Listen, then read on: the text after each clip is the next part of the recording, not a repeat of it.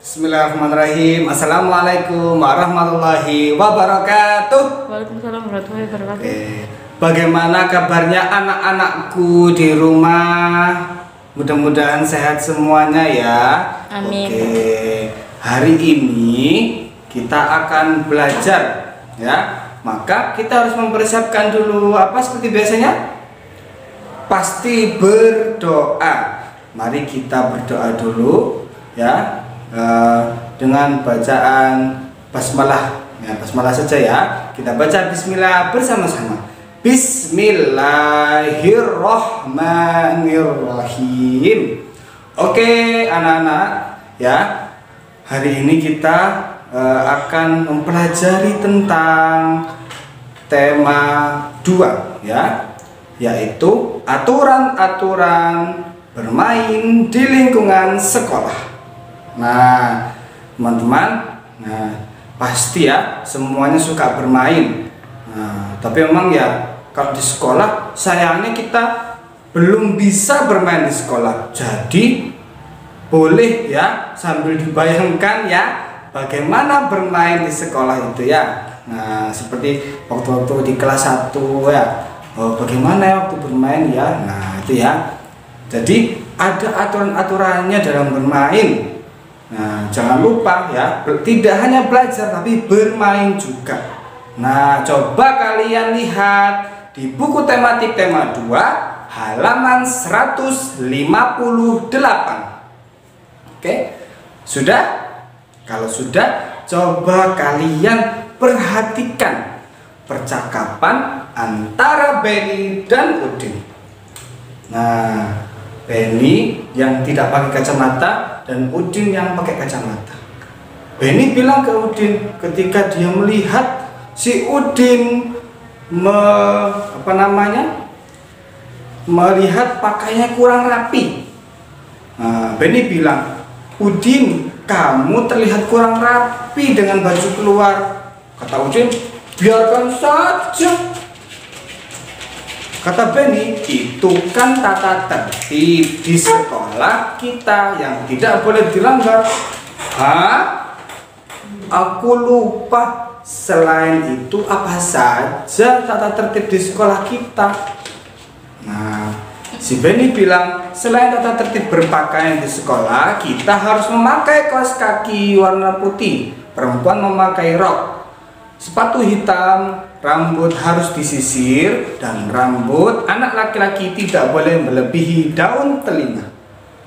Kalau tata tertib dalam bermain permainan saling dorong bola, untuk tata tertib dalam bermain permainan saling dorong bola, mendorong lawan lain harus sesuai dengan aturan permainan.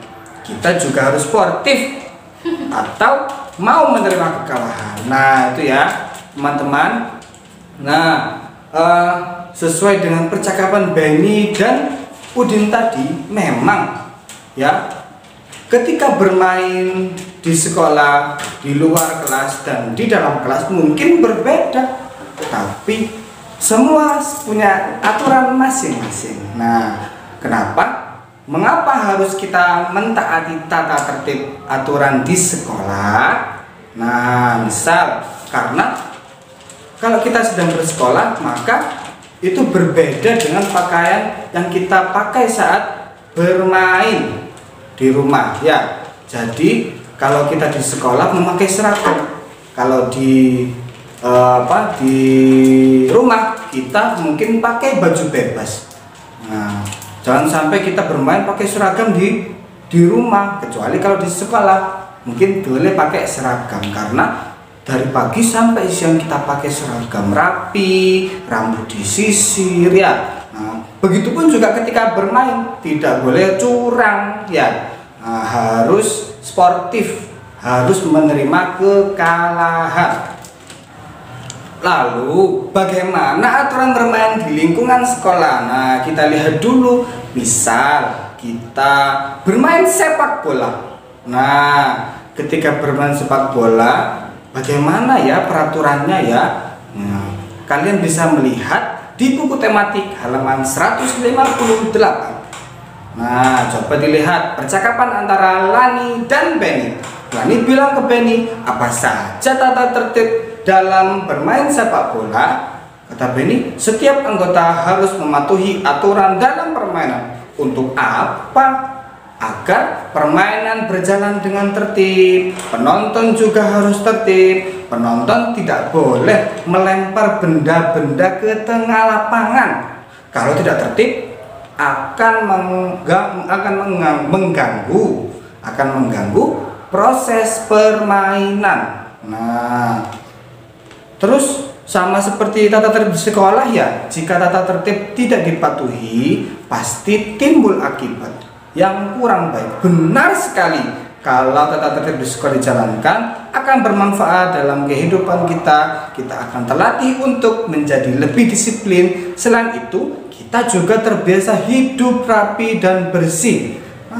Dan banyak sekali manfaat-manfaat yang kita dapatkan ketika kita hidup dalam mentaati tata tertib, termasuk dalam bermain ya. Coba siapa yang pernah nonton sepak bola, coba kalau misal kalau misal kiper boleh memasukkan bola, jalan terus, nah terus siapa yang jaga? Nggak ada yang jaga. Terus bayangkan misal kalau sepak bola tidak ada wasitnya, bagaimana? Akan rusak permainannya ya, akan terjadi kecurangan. Nah begitu ya, semuanya ada aturan supaya tertib, disiplin. Oke, terus nah intinya adalah di sekolah ataupun di rumah, bermain apapun dan dimanapun itu, kita tidak pernah lepas dari aturan. Semua aturan diciptakan agar kita terbiasa hidup tertib dan bertanggung jawab dan punya akhlak yang mulia ya. Itu bagian dari akhlak-akhlak yang diajarkan sama Rasulullah ya. Disiplin, tertib, bertanggung jawab. Nah, misal ya, kalau itu permainan sepak bola.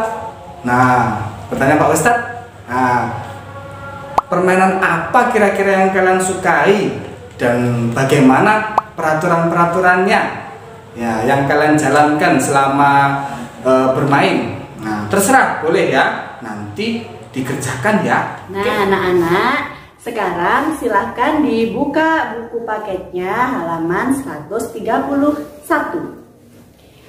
Nah, di sini ada soal cerita yang akan Ustazah ceritakan ya teman-teman, disimak dengan baik.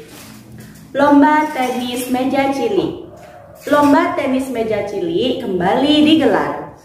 Lomba dilakukan antar kelas 2 SD sekecamatan. Benny mewakili sekolahnya. Lomba dilaksanakan di sekolah Benny. Ia mendapatkan dukungan dari teman dan gurunya. Beberapa teman Benny seperti Udin, Edo, Lani, Siti, Dayu, dan Mei memberikan dukungan kepada Benny dari tribun. Teman Benny didampingi oleh guru kelasnya. Benny menangkis serangan dari lawan mainnya. Bola pingpong hampir saja mendarat di bat Benny. Sementara ini, lawan mainnya sedang bersiap-siap menangkis balik serangan dari Benny. Ketika Benny melepaskan serangan balik, langsung ditangkis balik oleh lawannya dengan gagah. Namun, bola pingpong menyangkut di net. Poin untuk Benny dan dia menang. Nah, dari cerita yang sudah Ustazah bacakan, ada beberapa kata yang perlu kita maknai. Yang pertama adalah tribun, yang kedua bat, dan yang ketiga net. Apa sih tribun itu artinya? Nah, tribun itu adalah panggung untuk tempat berbicara atau tempat yang agak tinggi untuk para penonton, baik di stadion maupun di tempat lain. Yang kedua, bat. Bat adalah alat yang digunakan untuk memukul bola pada permainan bola tenis meja. Yang ketiga ada net. Net adalah jaring yang dibuat secara khusus dalam permainan tenis meja. Net dipasang melintang pada bagian tengah lapangan dan digunakan untuk membagi lapangan secara rata menjadi 2. Oke, sekarang silahkan teman-teman buka buku paketnya halaman 161. Oke, di situ ada soal cerita lagi ya anak-anak. Ustazah akan bacakan, nanti anak-anak di rumah yang menyimak. Nah, judulnya adalah sepak bola. Benny gemar bermain sepak bola. Satu tim sepak bola terdiri atas 11 orang pemain inti dan beberapa pemain cadangan. Sepak bola bertujuan untuk mencetak gol sebanyak-banyaknya dengan menendang bola ke gawang lawan. Sepak bola dimainkan di lapangan rumput yang berbentuk persegi panjang. Hanya penjaga gawang saja yang berhak menyentuh bola dengan tangan di dalam daerah gawangnya. 10 pemain lainnya diizinkan menggunakan seluruh tubuhnya untuk bermain kecuali tangan. Tim yang mencetak gol paling banyak pada akhir pertandingan adalah pemenangnya. Jika hingga waktu berakhir skornya masih imbang, dapat dilakukan undian, perpanjangan waktu, atau adu penalti. Wasit menggunakan peluit untuk memulai permainan, pelanggaran, dan akhir permainan. Nah, oke anak-anak.